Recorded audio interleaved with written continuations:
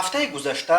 یک کارمند اداره فروش برق نویه مشچو رستم تویچیوف را با کارد زخمی کرده است. رادیو آزادی با تکیه به منبعش خبر داد که تویچیوف بر اساس شکایت ساکنان یک نوزر برق را از کار برکنار کرده است، ولی این نوزر برق بعد از کار رانده شدنش به حجره کاری رستم تویچیوف آمده با او بحث میکند و با کارد یک مرتبه به قفس سینه‌اش میزند. مسئولان بیمارخانه مرکز نویه مشچو روز 27 اکتبر به رادیو آزادی گفتند احوال رئیس اداره فروش برق خوب است و روزهای نزدیک او را از بیمارخانه جواب میدن. پزشکان گفتند کارد به قبرغه رستم تویچیوف رسیده است. رستم تویچیوف از متخصصان سابقه دار ساحه نیروی برق مشچو به شمار رفته در پی به 3 شرکت تقسیم شدن برق تاجیک رئیس اداره فروش برق نویه مشچو تعیین شد. حمله بر رئیس اداره فروش برق مشچو در حالی است که چند هفته اخیر نیروی برق به اهالی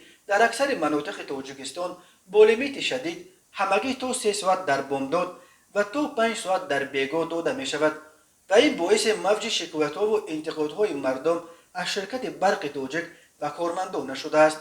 ولی مسئولان برق تاجیک بهانه پیش می‌آورند که این در اصل لیمیت نیست، بلکه کارمندان ساحه در چارچوب تیاری به فصل زمستان برای انجام کارهای پروفیلاکتیکی به بریدن شاخه‌های درختانی که